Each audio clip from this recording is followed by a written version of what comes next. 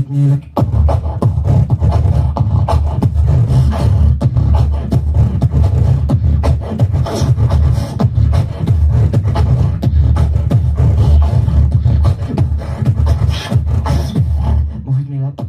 не умею танцевать. Йоу, всем привет, с вами Ахиллес, давно не виделись, и сегодня я хотел бы вернуться к обычному формату, и как обещал в одном из роликов, вот, может быть вы помните, а может и нет, не суть важна. Сегодня мы поговорим о мифах в битбоксе. Мифы битбокса. Итак, наш сегодняшний миф это то, что если ты изучишь первым инварбас, тогда ты не сможешь делать vibration. А если ты изучишь vibration, тогда ты не сможешь делать инварбас. То есть, если ты умеешь А, то Б ты не сможешь сделать. И наоборот.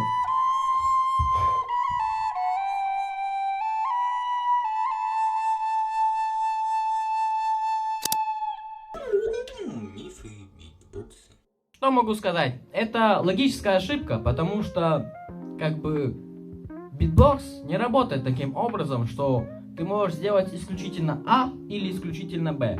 Ты можешь и то, и другое научиться делать, но тут играет роль наши связки, наша мышечная память, которая развивается со временем, когда мы так или иначе какие-то звуки производим. То есть, если мои губы запомнили, как делать, да, то они навряд ли будут понимать, как делается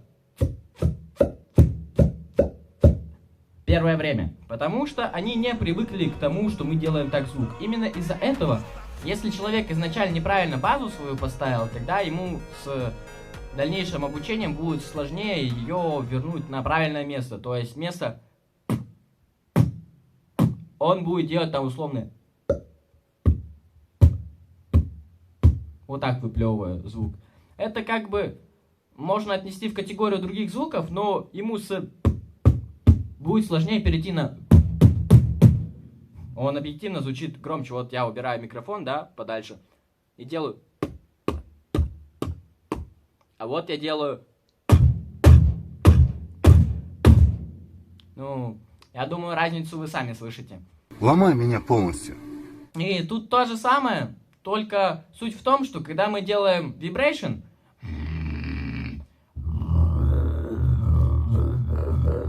то у нас идет вибрация наружу, то есть мы выдыхаем, да? А когда мы делаем инвард, мы вдыхаем.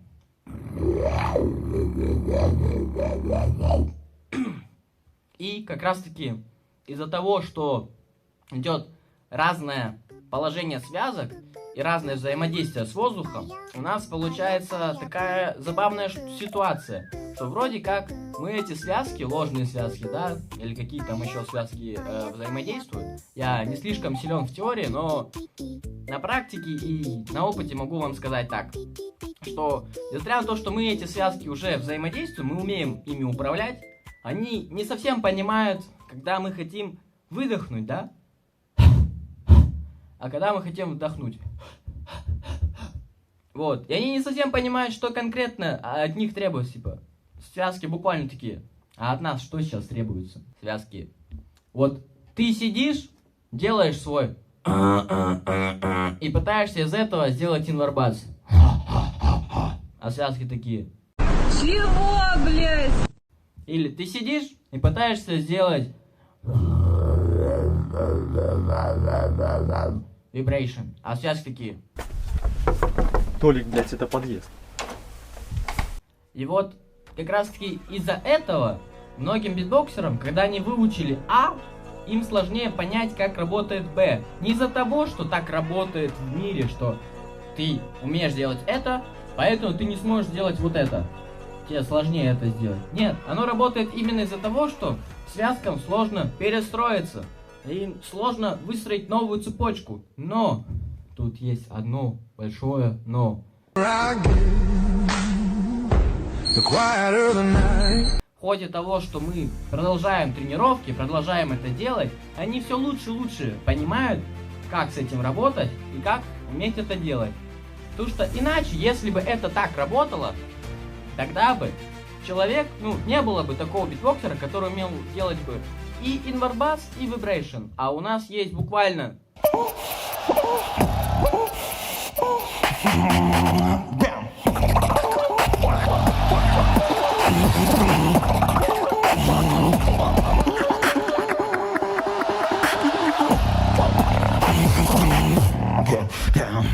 Get down.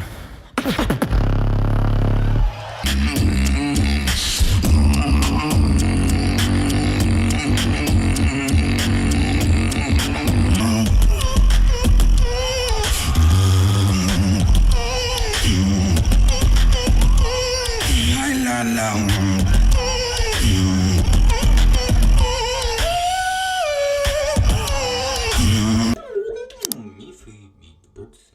Я еще только учусь делать нормальный вибрейшн, и в основном я основывался на инвард басе. То есть изначально я учил инвард бас. Конечно, мне было сложно перейти потом вскоре на вибрейшн, но я внутренне понимал, что это не от того, что я изначально выучил инвард бас. Если бы я изначально выучил вибрейшн, это не факт того, что я бы выучил быстрее инвард бас, или же я бы его вообще не смог выучить. Это просто, я бы выучил вибрейшн, а потом бы я учил инвард бас. Это все зависит от натренированности наших связок и от быстрого их привыкания к новой среде. И все. Вот второй миф, он более личный как раз для меня, потому что его установил я сам, точнее развеял. Это то, что не существует hollow мяусквика, то есть все привыкли к обычному мяусквику. Я изначально вообще не умел никакого мяусквика делать, и я пытался всеми возможными силами найти хоть что-то более-менее похожее, и я пришел к этому. Позиция та же, текстура похожая, но он звучит немного по-другому. Просто сравните вот этот и вот этот. Совершенно как будто бы два разных звука, но я пришел к тому, что это hollow мяусквик. Оу. Инноватор. Нет. Следующий миф очень интересный. И я наткнулся на него благодаря Мадоксу, когда он сказал в одном из своих роликах, что невозможно совмещать инвард и внутреннюю бочку. Я довольно-таки часто слышал, кто как это делает, и я сам это очень часто делал, и слышал, как вообще не только инвард совмещает с бочкой, но и инвард с липролом, тем же самым. Вот, Inertia, кстати, вообще, я в шоке с него, как он быстро находит новые звуки. Он буквально сделал...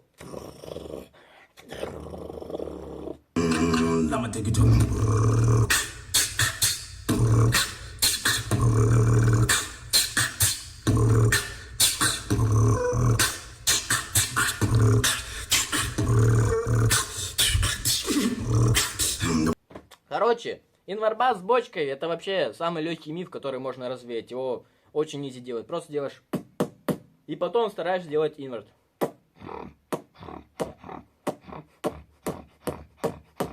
Со временем ты можешь делать это одновременно. Так же, как и chest или же throw bass из себя вместе с бочкой из себя.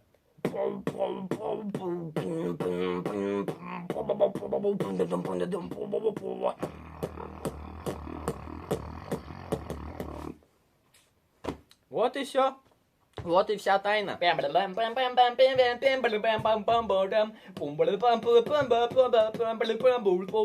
Наверное, самый большой битбокс-миф заключается в том, что многие привыкли считать, что конкретно тот способ, как они изучили этот звук, должен работать ко всем. То есть, если, условно говоря, я выучил ABX roll из позиции click roll, да, потом это перевел в triple bass, который как бы на стороне, я не знаю, это вроде не slither roll. Потому что они буквально звучат немного по-другому и делаются вроде как по-разному. Вот, и потом это перевел как раз-таки на середину и сделал... То люди, которые делают это через slither roll, типа они делают его неправильно, либо я делаю его неправильно. Нет, на самом деле мы оба делаем один и тот же звук, просто по-разному и с разной, возможно, какими-то там мини-мини-мини деталями текстуры. Смекаешь? Мне в комментариях написали, что мой свист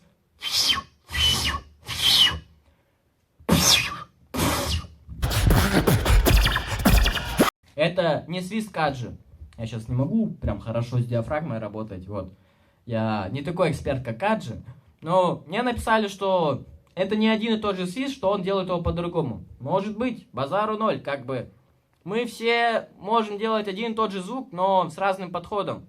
От того, что я делаю бочку или особо что-то не меняется. То есть это да, возможно, немножко другая, совсем минимальная текстура другая и позиция. Но так сам звук или он не звучит как-то сильно по-другому. То есть я все еще могу услышать, что это бочка.